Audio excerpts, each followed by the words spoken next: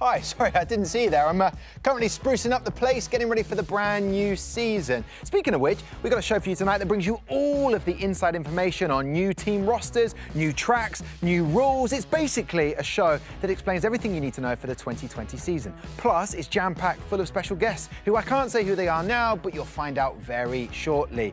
But before we talk about 2020 season, let's remind ourselves of why 2019 was so special.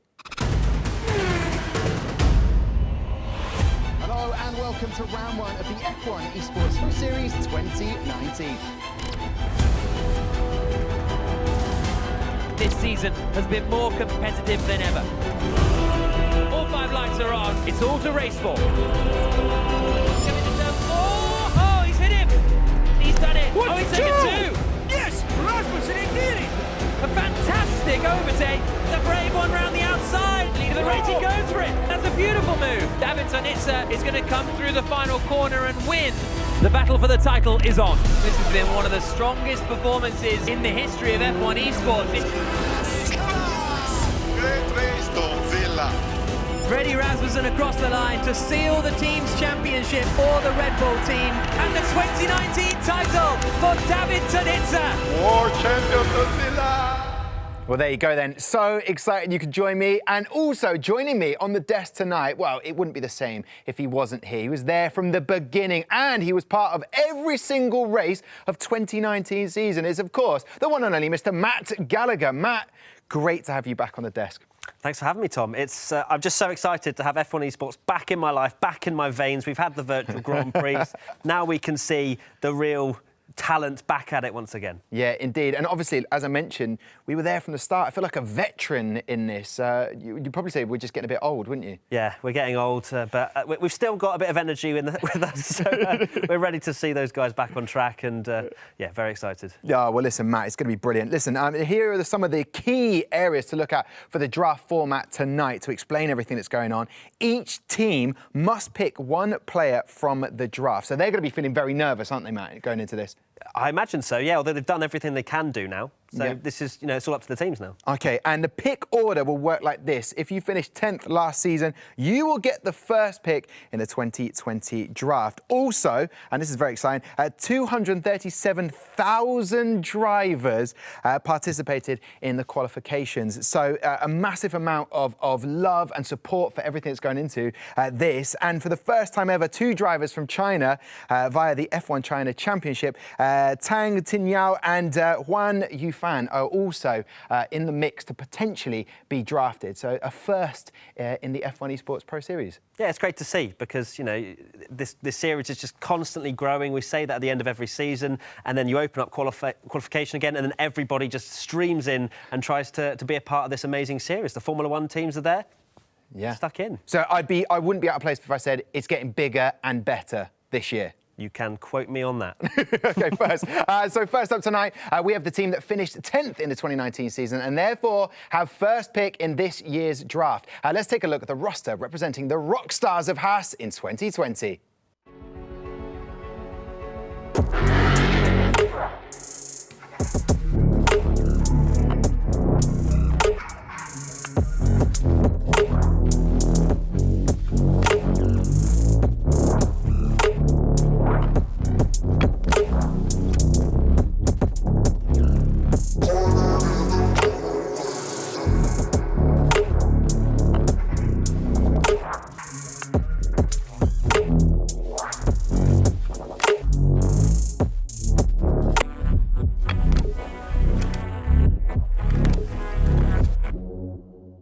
Wow, there you have it then. The first pick of the 2020 F1 Esports Pro Series draft is Simon Weigang, signing for Haas, a former Renault driver. What do you make of that decision? It's good. It's good from Haas because, they had a difficult season last season. It has to be said, finishing last in the championship standings. It's not where they want to be. But the picks that they've got is actually looking pretty good. I'd imagine they're aiming at a midfield result at the end of this season. Obviously, Simon Weigang hasn't really had enough time to prove himself. He's had 4 starts, 11 points, not particularly where he wants to be. And as a personality, I see him on social media, he is quite, I want to say, hot-headed. He does get quite angry quite easily, but he also has that passion to try and strive and improve. So it'll be interesting which way that goes because, when you're, well, not under the lights, unfortunately, but when you're at home, still everything to play for. It's something that I don't know whether Simon will relish in that opportunity with that personality or kind of squander it. And obviously, Floris Vyers and Cedric Tomé a winner at one point. So you're saying that roster has improved? Absolutely. It'll be interesting to see how they work together as a team. You know, we see that a lot of the guys get on well because they spend hours upon hours upon hours on the Formula One game together practicing. But it'll be interesting because they're quite different personalities, how they'll gel as a team and work together, because crucially that's what you have to do in qualifying and in the race as well. You know, you have to be a team unit. You can't do it individually. All right then, Matt. Well, listen, let's get the inside scoop from the team now. Joining us from Haas, we have the Esports team manager, Cameron Brewster. Cameron, great to have you with us right now. I've got to ask, straight off the bat, what attracted you to Simon Weigang? Yeah, so Simon, he was one of the guys who I was surprised to see come up and be available. And he's proved himself with the races that he did last year for Renault as being a decent point scorer, and he's got decent pace, and I know he's feeling confident on the new game. So he, given his history with Cedric as well, it was a decent pick, and we're looking forward to seeing how he gets on and bringing some points for us, and maybe even better. Well, it's exciting. I felt like you had a bit of pressure on you with the first pick.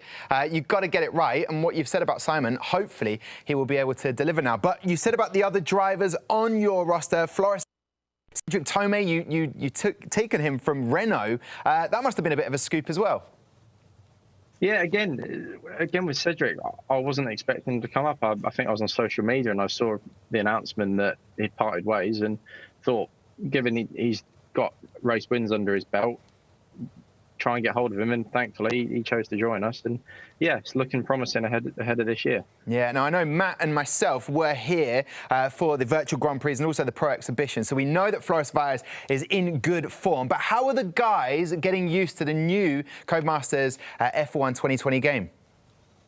I think, to be honest, I think it's across the whole of the roster for all the teams. I think they're all preferring the 2020 game to last year, especially with the new ERS management and that sort of thing. And I've tried it myself, and it does feel a lot different and a lot better compared to last year's game. So I think they're all raring to go and pretty pumped for it. And hi, Cameron. Just a quick question from me.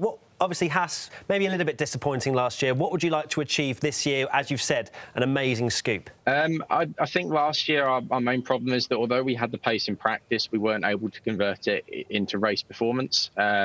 So this year, just trying to make sure we qualify well to get ourselves in a position to avoid kind of the first corner shunts and that sort of thing, and just get points on the board every race and see where we end up come the end of the year.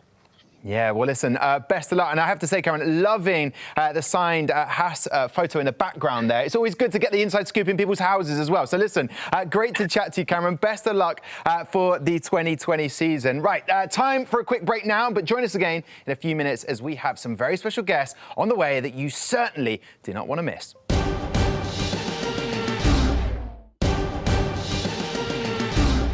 Welcome back to the F1 Esports Pro Draft Reveal Show, where we're giving you the inside scoop on the brand new driver lineups for the 2020 season and sprinkling in a whole host of special guests for your entertainment.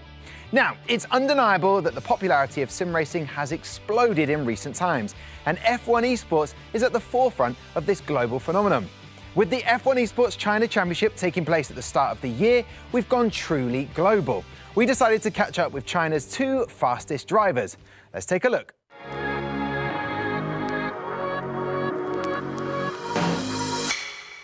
In China, we don't have so much chance to compete in big races offline. I started doing some Chinese league racing in 2016. At that time, it is even hard to find 10 players on the grid for each race. It's just incredible to see how fast sim racing developed in China over recent years. We have our first F1 Esports event bringing to China. It's the fight between me and Tan for the title over the season.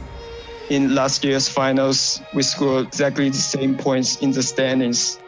And in this year's, we are so close, which is incredible to see. In our championship, we did race offline.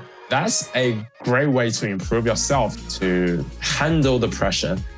It's an exciting experience and you will learn a lot from it. And I will bring my experience to the Pro Draft. It's a great honor to be the first Chinese drivers into the Pro Draft, which is a very good beginning to encourage our other Chinese drivers. I do feel pressure because we represent the skills of the Chinese Formula One esports players. When I started my sim racing career, we tried to search a lot of videos on the internet, and we see a lot of league racing. We got Danny Barrese, who always led the race. And since then, I think I was a fan of him. We just want to learn from them. And we really want to show our talent and to see the gap between us and the top level drivers around the world. I think for Formula 1 fans, most of the fans are Ferrari fans. To be picked by Ferrari, I think that's a dream come true. It's a step-by-step progress. First, hoping I can be picked by a team in the pro draft. I was just hoping I had the chance to race against the top level drivers like the Frederick, like the Danny, like David. To be at the same race with them it's just exciting enough, I think. I believe more and more competitive Chinese drivers will emerge in the near future. Okay, up next, it's time for us to take a look at who Scuderia Alfa Tauri Esports have on their team for the 2020 season. Let's check it out.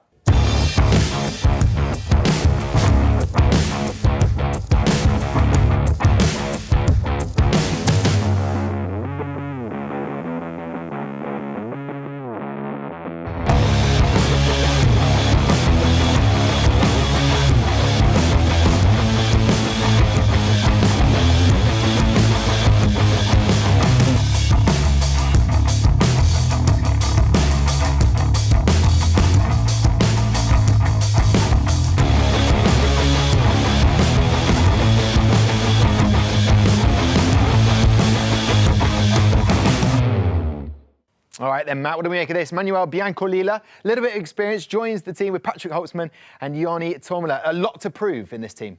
Absolutely. You've got Holtzman and Tormela that are veterans of the series. They know what they're doing by now, but they've never really been able to achieve maybe as much as they'd hoped. Tormela, I think, correct me if I'm wrong, did say that he wouldn't shave until he wins. So he might be a very hairy man coming into this new season. But Holtzman, very quick again. He won the fastest lap award last year, but I think that was maybe exaggerated by the fact that he wasn't fighting towards the front of the field, so he was able to pit for softer tyres and grab that award. So for these guys, I feel like they again, quite nearly men. And I don't like to say that. I want them to achieve where I can see their potential is at. And then you've got Biancolila, who could definitely sort of be nipping at their toes and trying to take a race seat here, there and everywhere when we go into the races. But with Joni Tormela, you would say that was a demotion from Red Bull, wouldn't it? So he's got a lot to prove, a chip on his shoulder to come back and prove that they made a mistake there. And obviously he can deliver because he finished 9th in terms of the Driver Championship last season. Yeah, demoted, but fortunately for him, equal cars. So the only thing different is that the team he's representing. So he still has an equal opportunity to be able to really perform this year for the 2020 season. Can he then retain the Red Bull seat? Does he want it back? Who knows? It's all kind of be a nice little story as we go into this next season. All right then, Matt. Let's have a chat with a man that knows a thing or two about bringing pride to the colours of Alfa Tauri. He's absolutely tearing it up right now in the F1 season. It's Mr. Pierre Gasly. Pierre, how are you doing, sir? Hi, guys. Yeah, I'm very good, thanks. Well, listen, it's great to have you back because during the virtual Grand Prix, you managed to finish P7, P8. You only took part in 2 of them. But my question to you is, during that period, do you think if you'd have had more races, you could have maybe beaten George Russell, Alex Albon, maybe Charles Leclerc? Yeah, of course. With more practice and more training, I think I would have liked to get in the fight with these guys. I must say I joined quite late and yeah, started to practice quite late because I didn't have the sim with me during the lockdown. But yeah, it was good fun and clearly a good time during that quite difficult period. Now, Pierre, obviously you've been down to the studios, you've seen how this is and how it's quite amazing with all the fans that come down. How important do you find F1 Esports in attracting new fans to Formula 1 and Alfa Tauri? I find it really amazing, and especially I was really impressed with the professionalism of the people and the drivers participating. So I must say I really enjoyed watching the races because it's so close between everybody. All the drivers are so precise. From the first time I started to watch esports, especially in Formula 1, for me it really took like a new level recently. And no, it's really enjoyable. You know, these guys are really, really fast on this game, and it's great to see them battling at the top of the esport competition. Yeah, definitely. You mentioned that professionalism they have. A question that everyone wants to know from you, Pierre, is will you be putting more time into streaming and maybe putting some hours into the F1 2020 game when your season is over? Yeah, definitely. So yeah, obviously right now it's quite difficult because the season is quite intense this year, especially with the new calendar. But I must say I really enjoyed all this esports / gaming thing. And yeah, I want to participate into more races, F1, and I didn't have the chance to try the game yet. But definitely once I have a bit more time, you'll see me a bit more streaming, maybe with the other guys, Charles and Lando and these guys. So yeah, well, I tell you what, keep an eye on us. Yeah, well, I tell you what, Matt and I, Pierre, would love to see a bit more of that. Well, listen, thank you very much for joining us. All the best for the rest of the season. And we will hold you to that. We want to see you in another virtual Grand Prix, all right? Yeah, you will. Perfect. Listen, thank you very much to Pierre there, Matt, giving the lowdown on everything. It's now time to check out another roster for the 2020 Pro Series season. And it's the team who had the third pick in this year's draft. It's Mercedes AMG Petronas Esports team.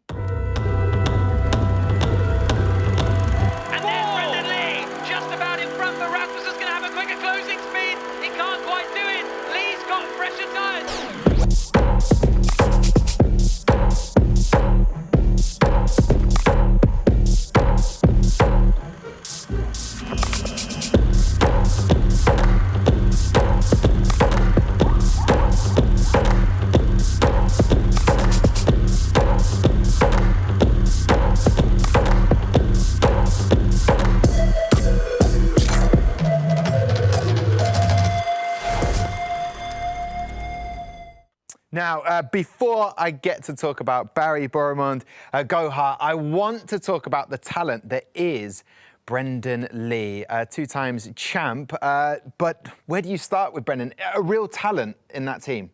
Yeah, he is, and he's really become a lot more comfortable with this whole F1 Esports series. From where he's sort of was when we first saw him to now, he's a completely different character, and I think that shows as well with his driving.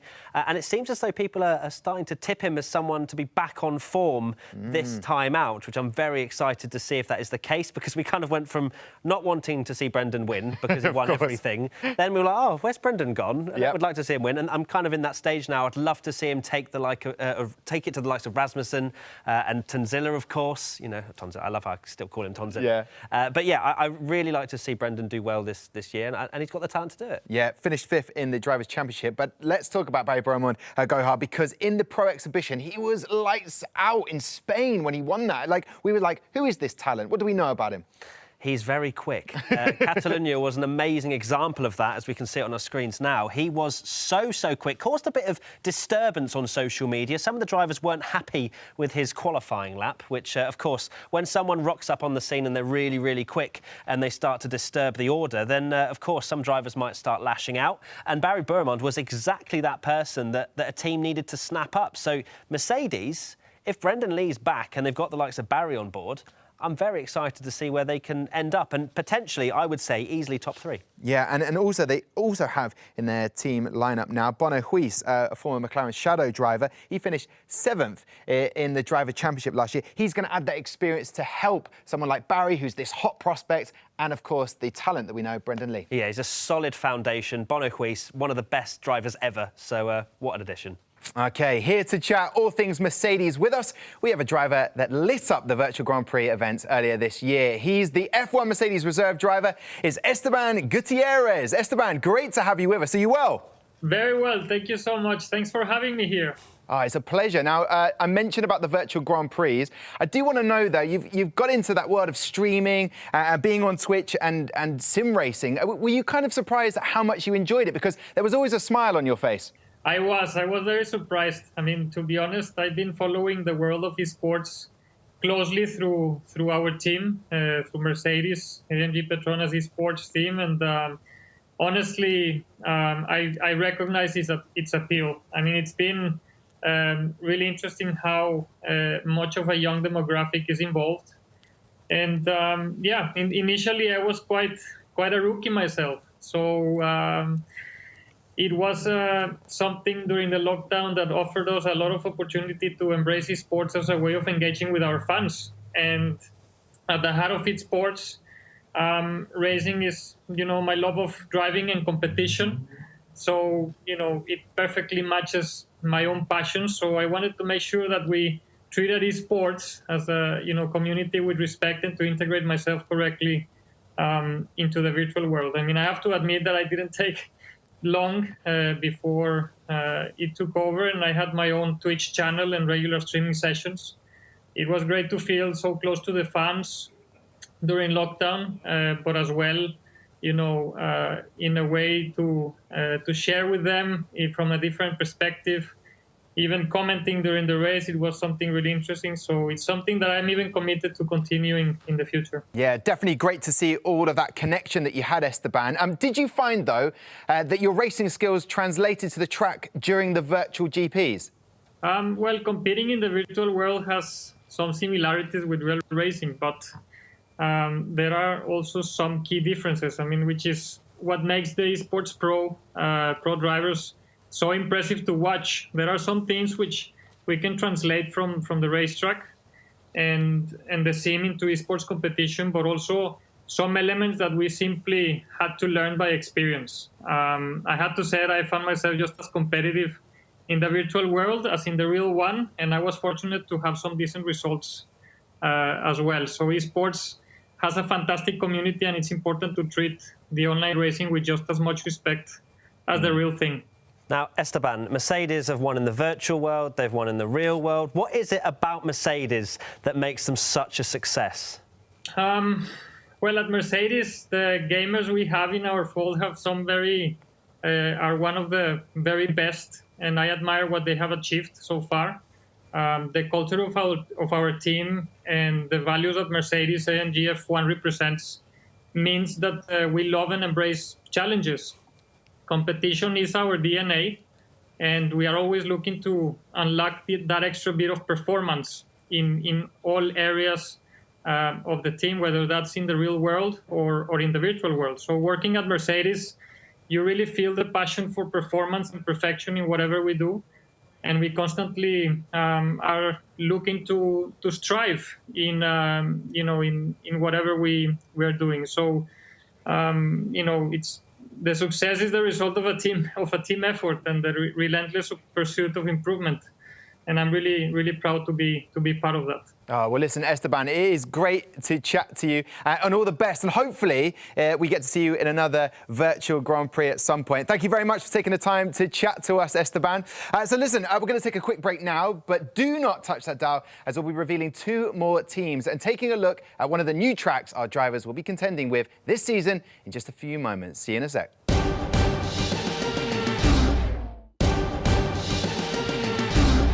Hello again, welcome back to the F1 Esports Pro Draft Reveal Show. We've got special guests, we've got features, and we're revealing the 2020 rosters for the F1 Esports Pro Series. What more could you want? Now then, time for us to turn our attention to the boys in pink. Here's the 2020 roster for the BWT Racing Point.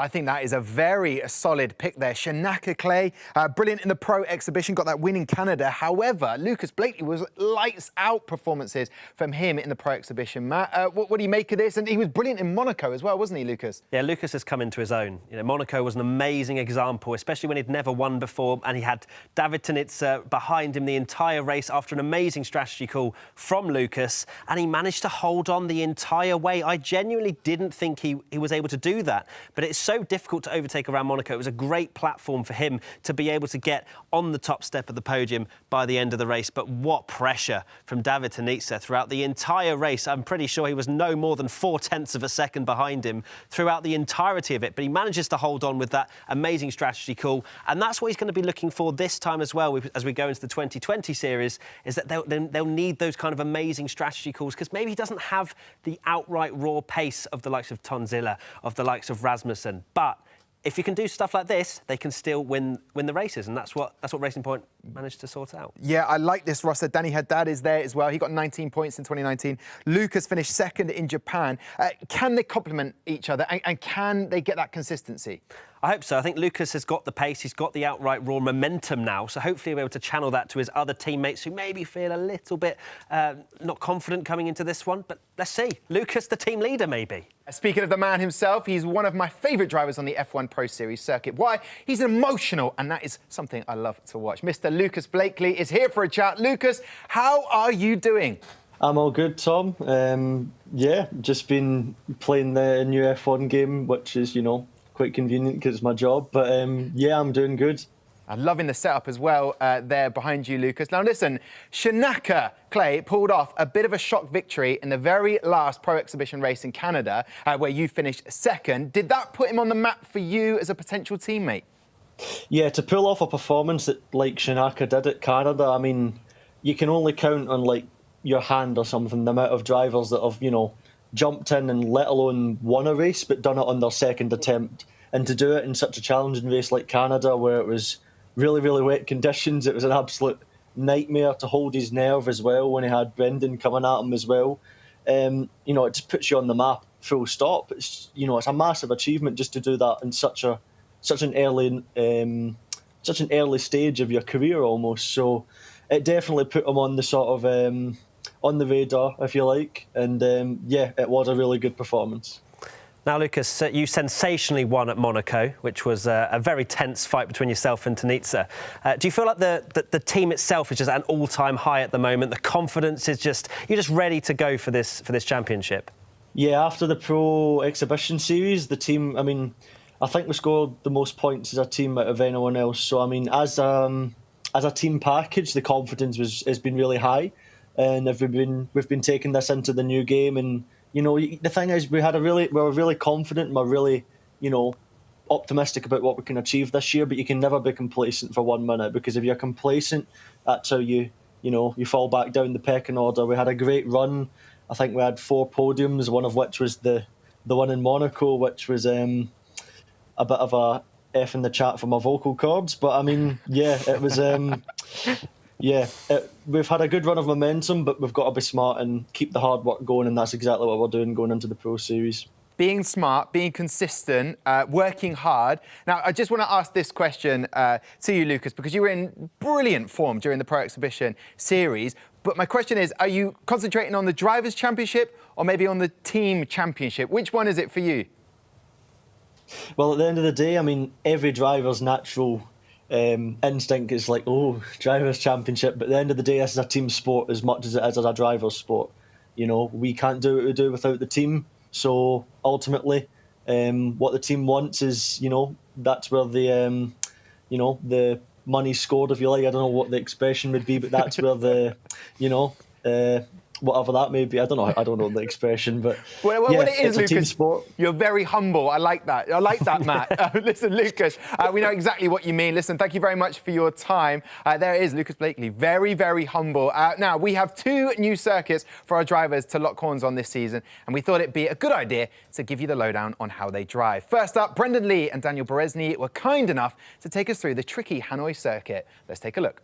Hi, Brendan. We are at the circuit of Vietnam. Hey Danny, hope you have an amazing race. We're going to have a lot of fun battling together on track. Let's make it a good one, and let's not crash into each other this time. Oh, the Brendan move! Oh! What an overtake! Also, you only need to wait 1 corner to have the Brendan move. 2017 Abu Dhabi. Well, the thing what I like about this Hanoi track is the fact that it's very new, it's very different. Like, a lot of the corners on this track haven't really been seen on the calendar before, at least the modern calendar anyway. So if you look at this final sector, it's a very quick Silverstone sort of style in terms of speed, but it's got Monaco spaced with the barriers.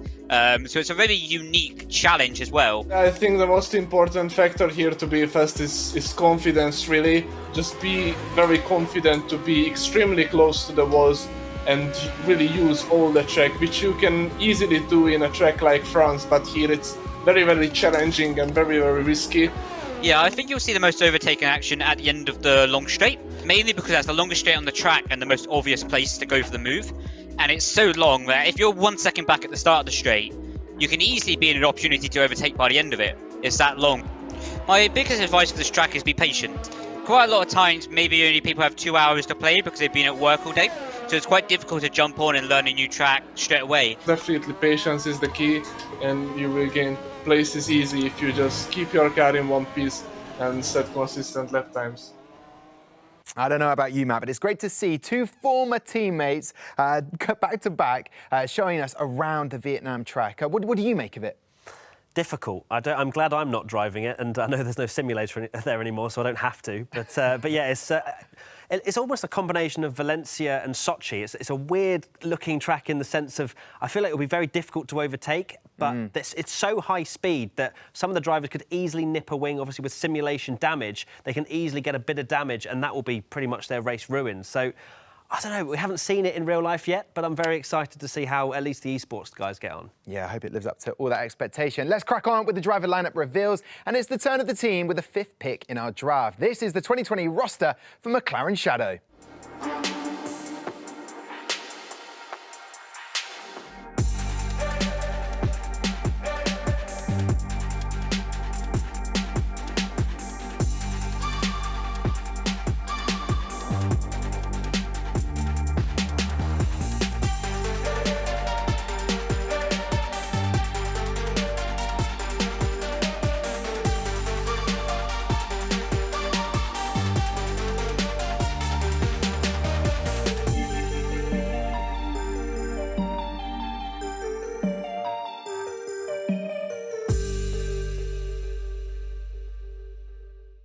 Well, Matt, I look at this team. They've taken, in the draft, Danny Moreno, the speedy Valencian. However, James Baldwin's there, Matthias Colligan. This is a very inexperienced team. Or do you see something different there?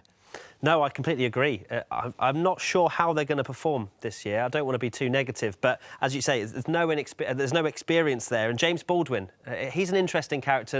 You know, he's the world's fastest gamer. Technically, he won the competition, but also he has real-life commitments now. British GT winner already. Yeah. So he's obviously doing incredibly well in the real world. How much time will he be able to put to the virtual world is another question. Will his performances be affected? Will that mean that the two young guns will get that more seat time and James will just kind of be a reserve? I don't know. Time will tell on that. And obviously, if you get a call from Jenson Button, who are you going to take the call? James is going to have to go with Jenson Button, isn't he? I think so, yeah. If I was him, I'd probably have to. It's just like having to choose. But yeah, there's a lot of pressure on his shoulders. And, you know, I'm not a real-world driver. I don't know exactly how much time he has to put to it. But I'm sure his mind will be elsewhere a little bit. But that's going to give a great opportunity to Moreno and Colligan to really prove themselves and then solidify their spot in the team. Definitely. Listen, so well done to the drivers who were selected for the 2020 McLaren Shadow team. A famous face who rocks the papaya orange of McLaren also wanted to send his congratulations. Hi guys, I just wanted to wish you all the best in your esports season. I came down to some of the races last year to support the guys. I will try and do the same if I'm allowed this year. Obviously a big supporter of you guys, and just want to wish you all the best in all the races coming up. Joining us now, we have a good friend of yours, actually, Matt. He's well known for his own sim racing exploits. It's content creator extraordinaire, Tia McMurdoch, a.k.a. Ben Daly. Hello, how are we? Very well, Ben. Matt, your good friend is here. I believe good friends, right? Yeah, I'd say so. When you, Ben, we go back a long, long way. I don't know, we've had our run-ins in the past. I've been exposed live on... Brilliant, thank you so much. These days we're friendly, just like Nico and Lewis. Yeah. I would say. Ben, it's actually great that you took your time out for career mode. You're probably on, what, episode 480 now that F1 2020 is out? Yeah, just about. Yeah, nearly season 10, so yeah, it's rocking along now. It's not just your job, though. You've obviously, you're part of McLaren Shadow as well. What is your role within the team? What do you actually do? So there's two parts to my role. Obviously, I manage the team, the drivers, give them the tools they need to succeed. But there's also the content side, which I'm more familiar with. So I'm tasked with running their Twitch channel, engaging in live content. You might have seen some of the stuff I did with Lando a few weeks ago and James. Yeah, just making cool content, doing cool stuff. And of course, there's the serious side, the F1 Esports, which we're obviously taking very seriously this year as well. I think you're very serious, actually, Ben. I don't know what Matt was implying there by asking what you do at McLaren Shadow. However, I see a bottle of champagne ready to celebrate if you do win. So let's get a little bit insight into your lineup for this year. So we've got a completely new lineup at McLaren Shadow this year. Obviously, we picked up Matthias Collegon in the Pro Draft. We've also got James Baldwin on board, world's fastest gamer, and also very quick protege, Danny Marino. So 3 very young, fast guys. I'm very excited to see how they get on. They lack a little bit of experience at the F1 Esports level, but they're very well proven when it comes to like league racing and stuff. So I look forward to seeing how they get on this year. And in terms of your ambitions for the team, you say there isn't the experience there, but they've got the potential to do well. So how will you manage them? Oh, that's a tough question. Obviously, we do want to win, but like I said, we're fronting a completely new lineup. So I think it might take some time for those guys to gel and get used to what it's like to compete at this level. However, I think we've got the talent to surprise this year. So we'll see how we go. I love like a top half of the field finish. So I guess that's the aim for this year. So we'll see. Yeah, well, listen, best of luck. No pressure, Ben. Lovely to chat to you. And I hope you can rekindle your friendship with Matt as soon as possible. Lots of pressure. Lots of pressure. We'll do. Thanks, guys. It's a pleasure. There you go, Ben Daly. Listen, time for another quick break now, but make sure you come back as we're about to reveal the rosters for Williams and Renault and take a look at another brand new track for 2020. See you in a mo.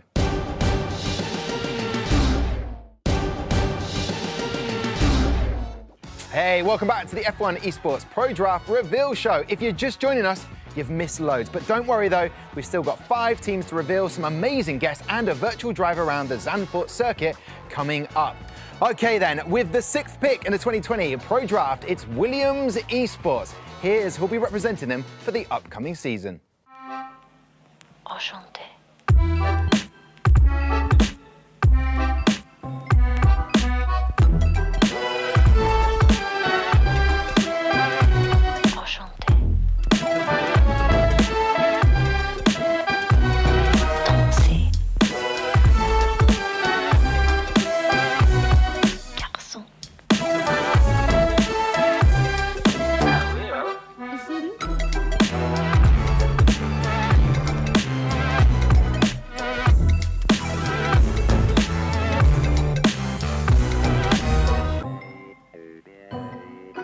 Michael Romanidis is the draft pick for Williams, an exciting driver that they've sat on for a year because he couldn't compete. He was too young last year. That's an exciting pick for them, right?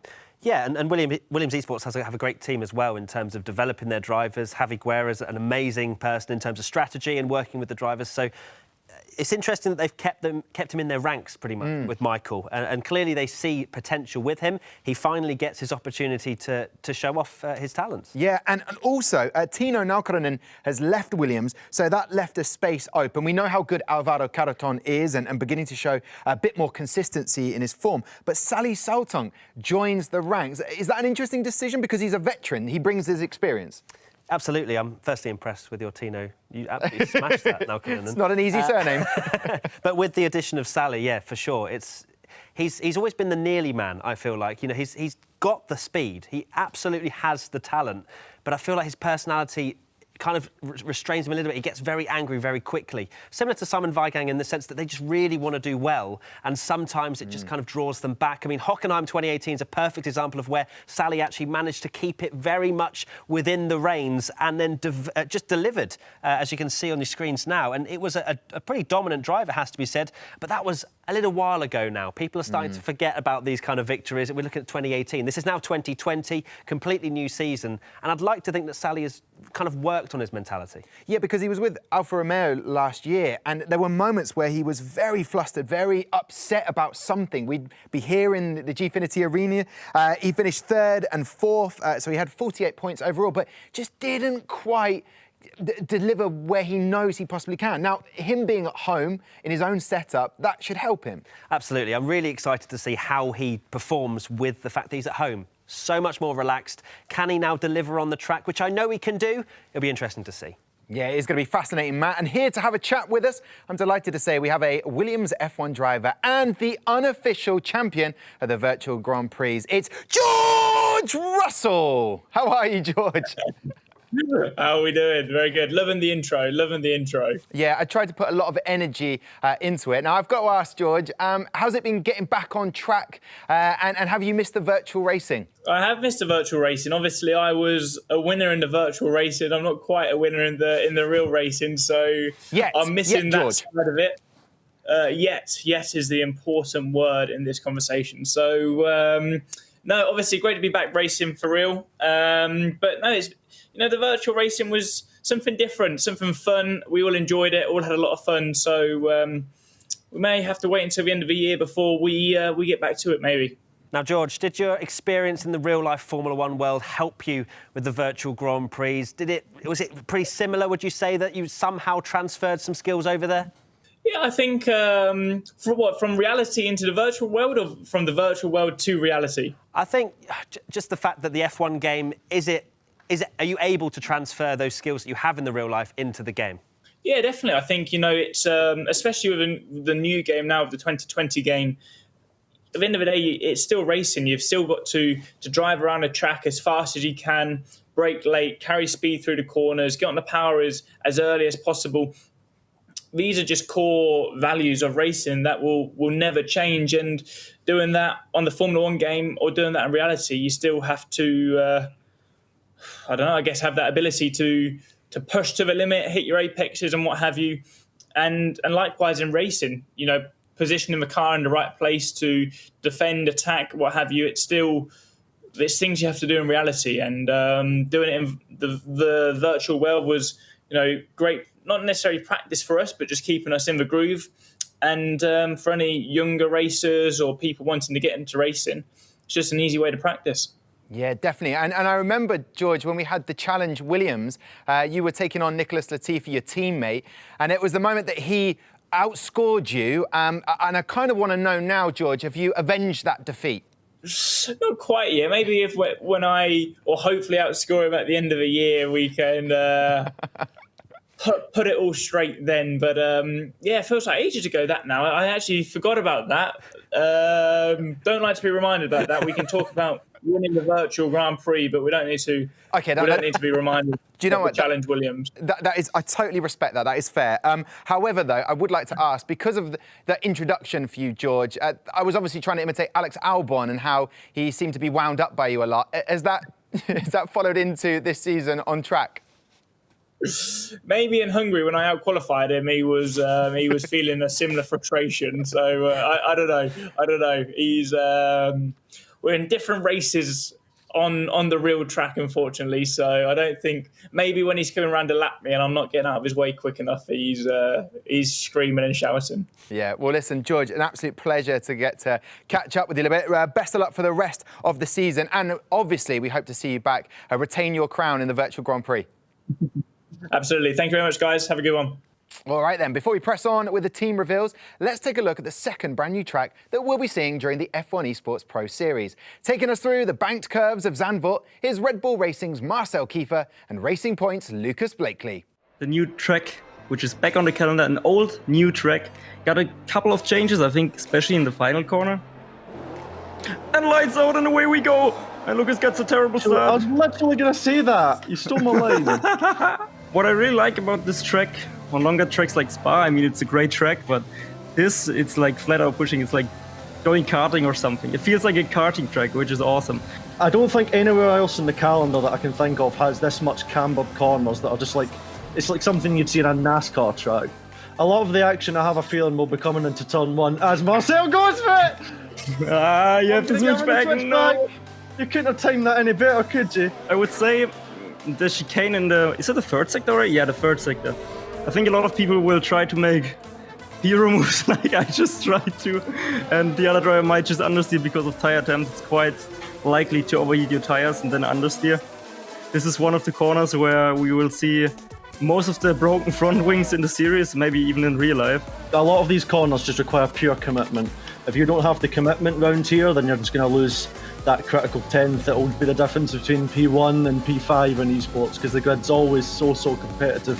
Got to be brave, got to be precise, got to be smart as well, because you don't want to take too much at the tyres at the beginning. They're quite easy to overcook. So yeah, it takes a good brain and a good sense of bravery as well to make sure you can get everything hooked up round to you. So good to see the rapport there between those two drivers who drive for different teams. But I think it's a fair point to say that not many people know this. The camaraderie between the drivers in the competition is so good, isn't it? Absolutely. You know, they live on the game, they're talking to each other all the time, but I imagine they probably won't get on so well when they're fighting for the amount of money on the line that we have here for the F1 Esports Pro Series. Yeah. And they'd probably see it on social media as well, wouldn't you? Exactly. Now, listen, Matt, I want to talk about Zandvoort with you. You were going to go there to the F1 this year, the Grand Prix. It didn't happen, but in terms of on the track, in the game, what can we expect from it? Well, it's an amazing track. I really do enjoy racing it on F1 2020. It's just so high speed. You've got the banked curves. It's just such a unique track, and that's what F1 needs. I don't know about the racing. I want it to be an amazing race. It's going to be difficult, especially that first sector. It's so tight, and any sort of error, especially when it's me driving, is very easy to do, and you can find yourself in the wall. Yeah. But, yeah, I think it's going to be a good addition. OK, well, great to get your feedback on it. Now, we're on to the team with the 7th overall pick in our 2020 Pro Draft. And it's time to reveal who will be representing Renault Vitality this season.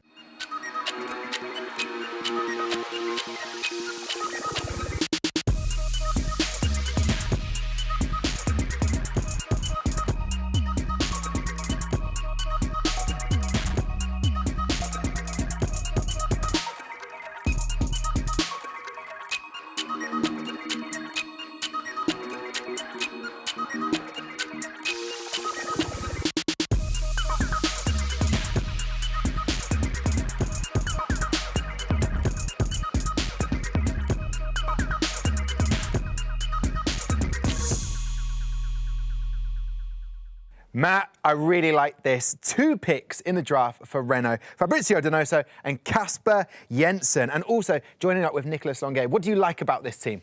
Nicolas Longuet, obviously, he kind of proved himself at Red Bull. Now he's moved over. Fabrizio Donoso, he was second in the first ever F1 Esports Pro Series. It feels like a lifetime ago. But he clearly has that talent there, but he hasn't really been able to translate that into, firstly, a seat where he could constantly drive. Now finally has that opportunity to be able to maybe showcase what he had back in 2017. But he's got a lot of work to do. It's changed so much since 2017. Everyone's working on the mentality side, how fast they are on the game. Every side, health, eating healthily. I wouldn't be able to do that. But of course, with Fabrizio, the famous finger wag from Brendan Lee, him going at it. The thing with it, everyone's at speed with the F1 2020 game. So surely Fabrizio can get up to speed quickly. I'd hope so. I mean, I'm not him, but it's all down to the team itself. You know, they've got to the manager of the Renault team definitely has to constantly work at them, make sure that they are working on every aspect of their driving performance. It's not just the game and how much time you spend on it anymore. It's so much more than that. Yeah, good stuff, Matt. Listen, here to have a chat with us from Renault Vitality, it's their F1 Esports manager, Richard Arnaud. Richard, great to have you with us. I love the setup there. It's almost like an esports bunker. Yeah, exactly. We got everything here ready on place, the new rig extra for the drivers to perform well.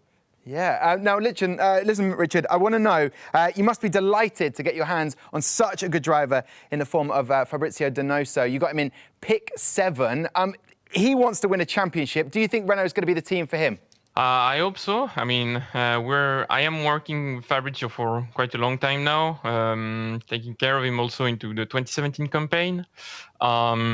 He is an experienced driver, and I think we have maybe, if not the youngest driver on the grid this year. So to have his experience will be definitely a bonus for us. And he has been away last year from the Pro Series, so still need to get up to speed extra. But yeah, I hope it will be a successful collaboration for sure. Hi, Richard. Can you give us a little insight into Casper Janssen? He's new to the scene. Is it someone we can look forward to in terms of being at the front of the grid? I mean, that's the beauty of the F1 Esports. The field is so close. Casper is from the Netherlands, a young Dutchie, and we know that they can be really, really fast in real life and in virtual one. He has been racing in a lot of well-known league races as well, so he fits perfectly to the project of the team. So yeah, I hope he can do well as well this year. Yeah, and of course, Nicolas Longuet, your other driver, him and Fab were performing very well in the Pro Exhibition Series that we had during lockdown. But looking at that team championship standings, Richard, 4th last year, Alfa Romeo just above you. Do you reckon they're the team to chase, or do you still think it's going to be Ferrari and Red Bull? I think this year, looking at the lineup, Red Bull is definitely one of the favorites, Alfa as well. But I mean, you know, it's a competition at the end of the day, so we'll do our best to compete at the front of the grid. Renault Vitality finished 4th last year. The objective is to do, of course, better than the previous year, so aiming for a top 3. Now we'll see how it goes. It's a tough competition, so we need to make sure that we're starting right away to work, you know, to get the results done. Yeah, well, listen, work will be cut out, but I wish you the best of luck, Richard, for the forthcoming season. Have a great day, Richard. Thank you very much, Tom.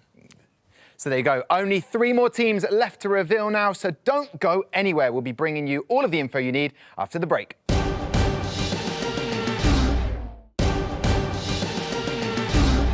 Hello and welcome back. We're at the business end of the show now, as just 3 teams remain to be revealed. So let's crack on with the reveal for the team with the 8th pick in our Pro Draft. It's Alfa Romeo.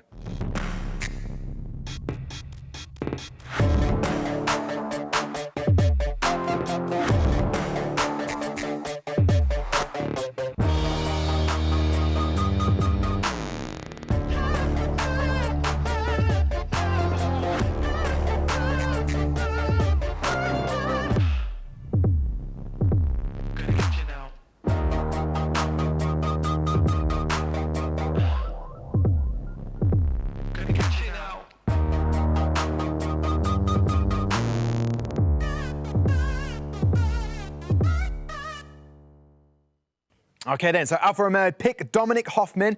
Those fans of the F1 Esports will remember him from 2018 Pro Draft, where he didn't get selected, Matt. That was an interesting point, but now he's on a team and he can fight to be the number 1 or 2 driver. However, joins the likes of Daniel Berezny and Jarno Opmeer, signed from Renault, a very exciting driver.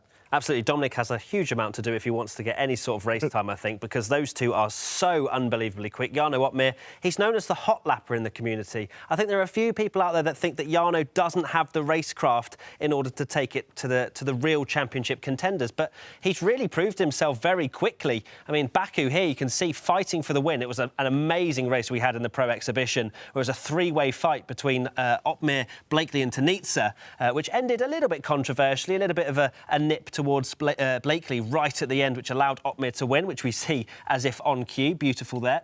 But yeah, Jarno Opmeer has the pace, he has the speed. Does he have the racecraft? That's something that's still a slight question mark over him. But by all means, Alfa Romeo are looking very strong. Yes, they are indeed. And also, Jarno will be joining Daniel Berezny. Now, a guy that started off with Mercedes in 2018, then moved to Alfa Romeo, and we tipped him to be the guy that can take down the reign of Brendan Lee. He's 2nd in the all-time point scoring in F1 Esports. He truly is a talent. Can he now kick on and win a championship? I'd love to. I'd love to see Danny Berezny have a little bit of luck, because he had all sorts of things go wrong for him, whether it was on the track or off the track. And so, for me, he definitely is a championship contender. He has that ability and he has that personality as well, that he just works so hard. And you can see how much it means to him as well when you speak to him. So emotional. And I think that... I don't want to say it because I always jinx people if I say someone's Oh, no, don't well. do it. Don't do it. I think that Berezny is going to participate in this tournament. That's all I'm going to say. But I think people can read between the lines. Great stuff, Matt. Listen, here to talk us through the new look Alfa Romeo roster, we have their esports team principal, Jamie McLaren. Jamie, thank you so much for joining us. It looks like the office studio for you. Yeah, that's correct. Yeah, exactly right. So this is where all the deals would have been made, and obviously you're picking in the draft this time round. But however, Daniel Berezny is the man to be. Incredible performer over the last few years in the F1 Esports Pro Series. 2nd of all time in total points. He is your top dog, right? Yeah, I mean, not necessarily top dog. I think both of our drivers this year are hugely talented. Really excited to get the season started. But Daniel's been second in 2018, third in 2019. So I think that top spot's sort of there for the taking this year, and I really hope he does it. Now, Jamie, you've got an incredibly strong lineup, the addition of Jarno Opmeer. The problem that you might face, that I see, is that they might all want the driver's title. How are you going to manage that? Well, if we get to that point, it'd be a good headache to have, Matt. I think, ultimately we're looking to secure the Constructors' Championship first. Both drivers are going to be eager to win races this season, and I think, the beauty of the lineup that we have this year is that both drivers can win at any track that we have, and we really think that this is our year. So buzzing to get started. It sounds just right, Jamie, for you that you want to get started because, as Matt said, such a talented roster. I was being a bit cheeky with my first question, trying to ask who's the top dog, who's the number one. But with Jarno Opmeer, with Daniel Berezny, and your new drafted driver coming into the mix, what do you expect your team to do? Is the team championship what you're focusing on? Yeah, I mean, obviously the introduction of Jarno this year has given us a huge boost. I think we've really sort of upgraded our lineup this year, and last year was his debut season, and he really impressed me on track. I think Daniel and Jarno complement each other very well. Our draft pick as well is going to be, hugely important to us in our preparation. So, like I keep saying, I just want to get the first race underway, and really looking forward to taking on the other teams and other drivers. As are we, Jamie. Listen, thank you so much for your time, giving us the inside scoop on the Alfa Romeo team. Thank you so much for your time. Thank you, guys. Cheers. So there you go. Listen, next up, we have the team with the reigning drivers champion in their midst. Let's take a look at what the 2020 FDA Hubla Esports team has in store for us. Ferrari, their first year in the championship, his first year in the championship, and the 2019 title for David Tonitza. Ladies and gentlemen, David Tonitza! Tonitza is the champion.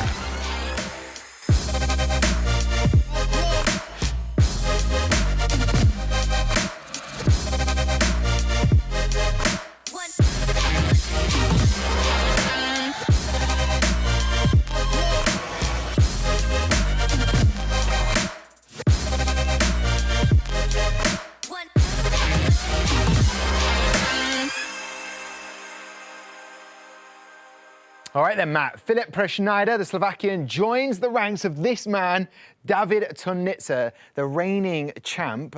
They've gone for someone exciting, potential talent, and they've got Enzo Benito in there. But is anybody able to be a proper number two for David? I hope so, because that's where they kind of fell short last season. Was they won the Drivers' Championship, but they didn't win the Constructors, and that, unfortunately for them, is where the big money is at. So as a team, they just needed to be a little bit more rounded. They had David Tonitza getting loads of victories at the start of the season. He tailed off towards the end, but he did score points in every single round, which allowed him to win the Drivers' Championship. However, Ferrari, they're going to want that team title because that's where, as I say, that's where the pounds are at. But it's going to be interesting to see how Presnajder fits into the team because there's a lot of pressure there in that FDA team. Yeah, and of course, Enzo Benito needs to get some points on the board to help Ferrari. But just how good is David Tonitza? He was unknown, got drafted, first pick last season, and delivered that consistency you mentioned.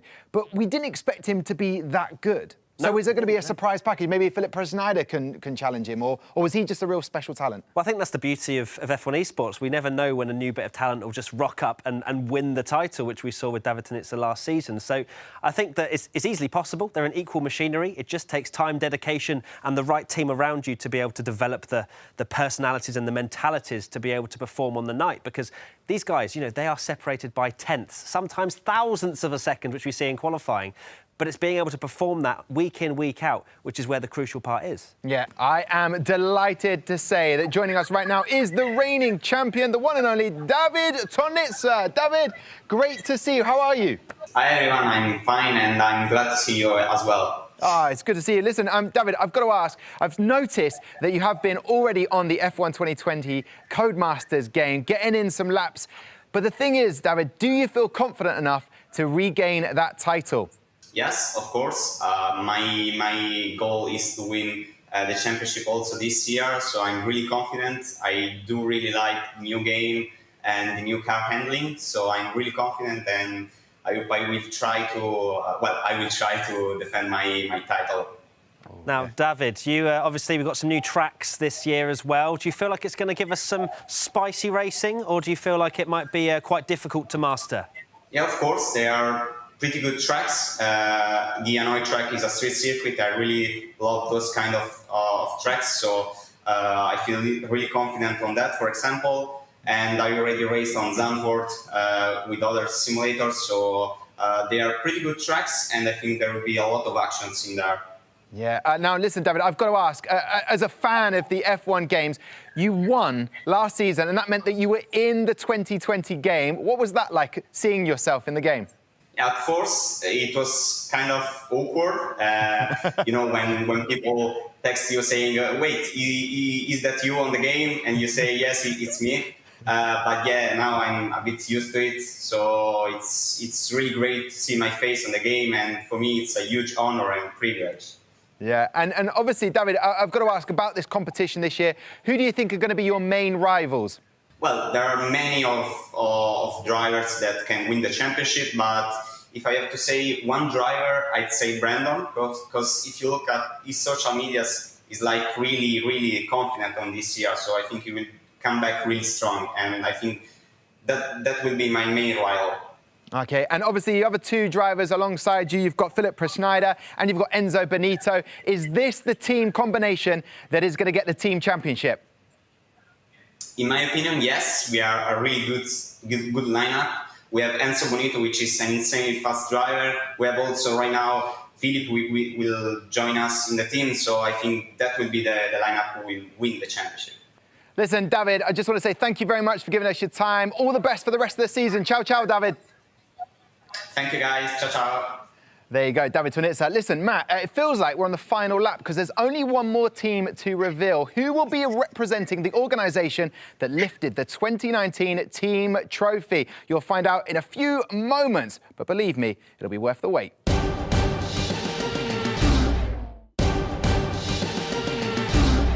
Welcome back to the F1 Esports Pro Draft Reveal Show, where we've been giving you the inside scoop on the 2020 lineups challenging for the crown in the upcoming season. It's the turn of our reigning team champions now, and I'm sure we're all dying to find out who will be trying to defend the title for them this season. This is the 2020 lineup for the Red Bull Racing Esports team. Please welcome out Red Bull!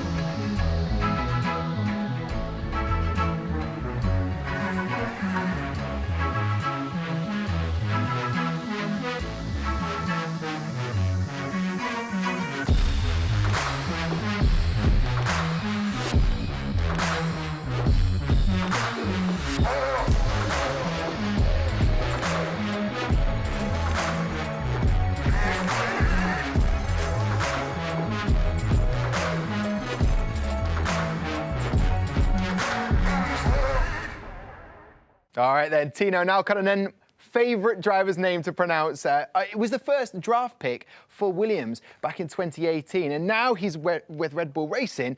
Would you say that's an upgrade in terms of teams? He's kind of come of age, really, old now Kurinen, as we like to try and pronounce his name. But yeah, he's really good at qualifying, and it's going to be interesting to see how Red Bull kind of use this strategy. They've got an incredibly strong lineup, probably one of the strongest going into this season. Will they just send Tino to go and practice maybe a track and just get unbelievably quick at it? Because at the end of the day, the teams are all focusing on the constructors' standings. So I see Kiefer and Rasmussen being the two main people that are, or drivers that are taking part. But now Kurinen, he's definitely got the talent to fit in where necessary. Yeah, and of course, Freddie Turbo Rasmussen is a man who scored the most ever F1 Esports Pro Series points, and he's just so calm. We call him the Iceman because he is calm and collected. There's a part of me that thinks that can he keep his cool, though, throughout the whole season mentally? He's incredibly cool. We don't really know how to read him because he, you know, even not just his personality, but when he's steering, it doesn't even look like he's turning in for corners. That's how smooth he is. So Rasmussen's a very intriguing character, one that I can't wait to see again, to see if he changes. I don't think he is going to change ever. He's the likes of Kimi Räikkönen. You just know exactly what you're getting with him. Yeah. But he performs week in, week out, and he is extremely talented and consistent, which is something that you need in this series. Yeah, and obviously it seems like this team is there to win the team championship trophy. That's what they're there for because they're just such good drivers. Will they gel? How will they work together? That's what we're waiting to to find out. Yeah, I mean, you've got Kiefer, who's a bit of a joker. Then you've got Rasmussen, who I think has said about 4 words to me in his entire life. And then you've got now Karinen, who's probably more along the lines of Rasmussen. So I'd be interested to see how Kiefer then maybe changes their personality throughout this esports series. I'm delighted to say that we've got not one, but 2 guests joining us now, and it's a bit of a special treat. Ladies and gents, please welcome Alex Albon and Marcel Kiefer. Listen, Marcel, you've had a similar story to Alex. Talk us through your promotion to Red Bull from Alfa during the Pro Exhibition races. The promotion to Red Bull wasn't easy. It was similar to Alex, yeah, of course. I mean, I was first at AlphaTauri, was already part of the Red Bull Racing Esports program, but obviously, Yoni and Freddy, they are an incredible pair, so they were set for those 2 seats in the first place. I was the newcomer, came from a different team. But yeah, I think I took what it took. I took what it took. That's the right one. When it mattered, I just delivered when it mattered, and that was when I got my only shot at Red Bull. With the one race where I got to drive the Red Bull car. And then I practiced like hell and showed that I really, really want to prove myself, and delivered, got my first win with the team in my first race. So this was really special, but it wasn't easy. So yeah, as all things in life, the good things never come easy. Well, that's great to hear, Marcel. Listen, Matt, I want to ask, did you want to ask Alex or explain to Alex about the tweet you had in Austria? The jinx? No, absolutely not. But, Alex, I did want to know, how much of a help was Marcel during those virtual Grand Prix? Because I know Marcel was helping you quite a lot with the setups, race strategy and whatnot. I think back then it was getting quite close. All of the drivers were taking it more and more seriously. So I was speaking with Marcel to get that competitive edge against everyone else. And it worked. We might know what we're doing on the real track, but the simulator or virtual driving is a bit different, and you guys have done so many laps and we're learning from you guys, so it's quite interesting.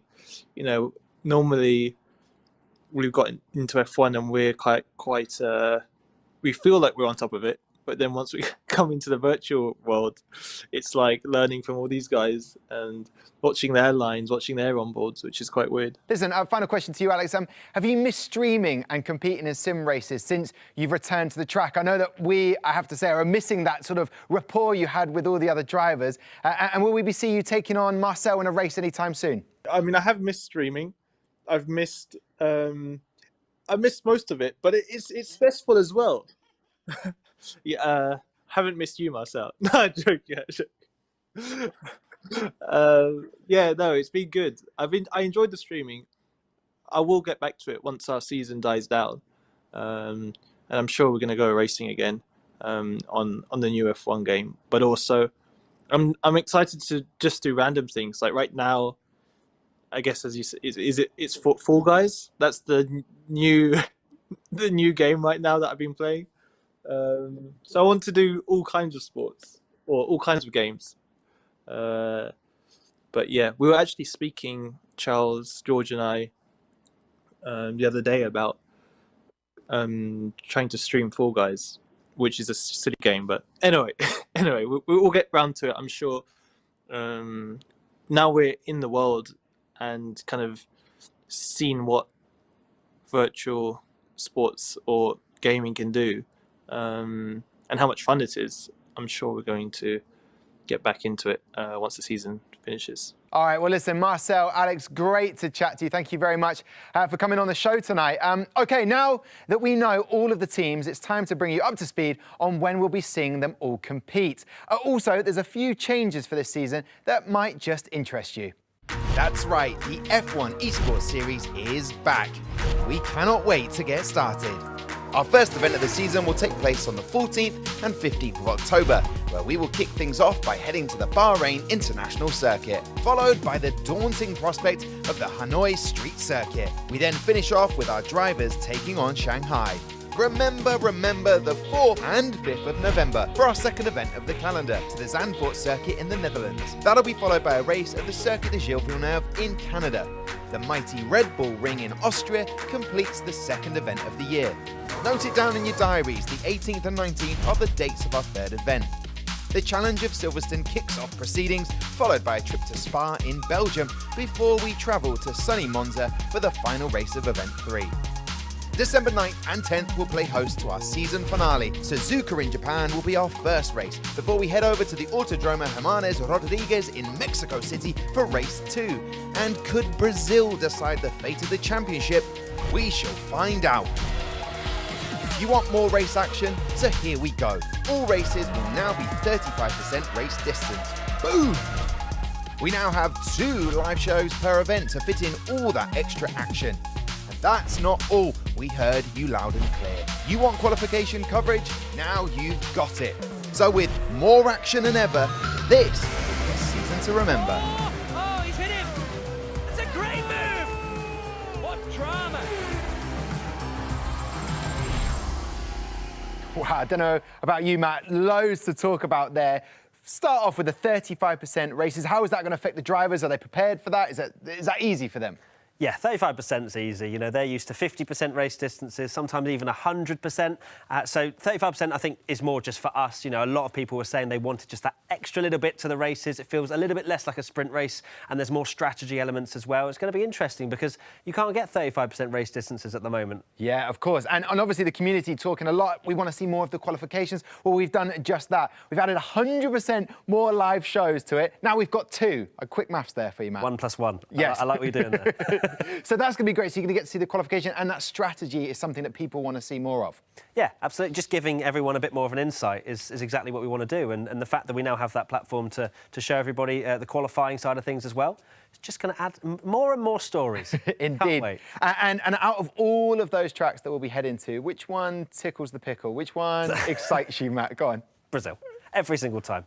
And if you ever ask me what track do I want to drive, what track do I want to watch in real life, it's Brazil. I mean, China is kind of a good one as well, but Brazil, it never fails to deliver. OK, and finally, to put you on the spot, who is going to win the 2020 F1 Esports Pro Series?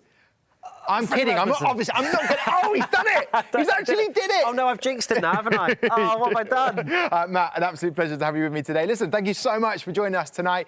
No doubt you'll agree that the 2020 season is shaping up to be something truly special. We'll see you again in October when it'll be lights out and, well, you know the rest. See you soon.